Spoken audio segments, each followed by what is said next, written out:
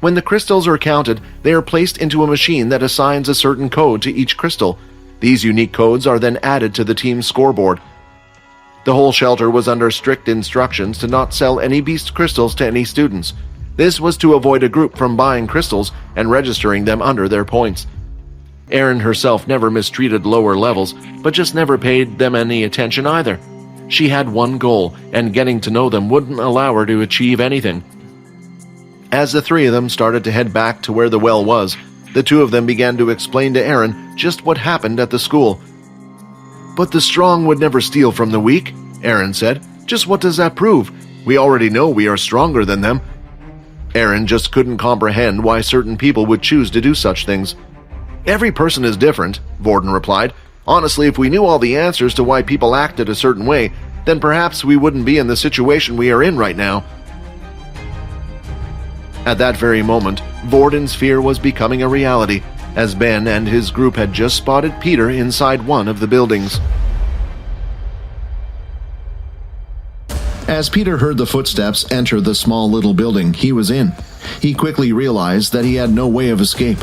"Now this can be nice and easy for you," Ben said. "All we want are those crystals in your bag." As soon as Ben stepped forward, Peter lifted the earth pole towards Ben's face, and then using his ability, transformed the end of it into a sharp tip. "Please," Peter said, "let's not do this. I can't. If you take the crystals away, they'll hate me even more."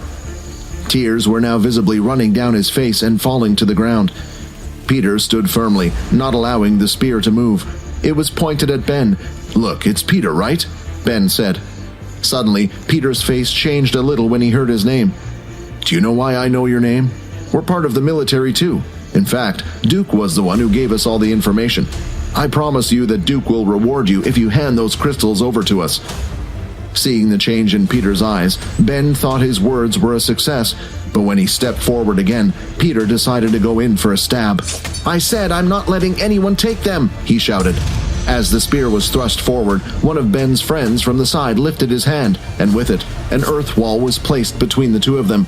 The wall managed to catch the spear in the center and snap it in half. A few seconds later, a huge club had been swung and smashed the wall into pieces, also hitting Peter and sending him flying back. The blow was so powerful that Peter didn't just crash into the wall, but caused it to collapse and was now outside covered in rubble. "What a useless struggle. I would have thought someone like you would have been broken in by now," Ben said as he walked through the hole in the wall and stared at Peter on the ground. Peter was barely conscious. A small trail of blood was appearing from his mouth, and his whole face and hair were covered in debris from the wall. "Please, don't hate me," Peter said. "I'm sorry, Peter. This is just how the world is." At that moment, Peter passed out. Want to watch more episodes of my vampire system? Follow Pocket FM Fantasy Chronicles. You can watch the next episode here in the playlist.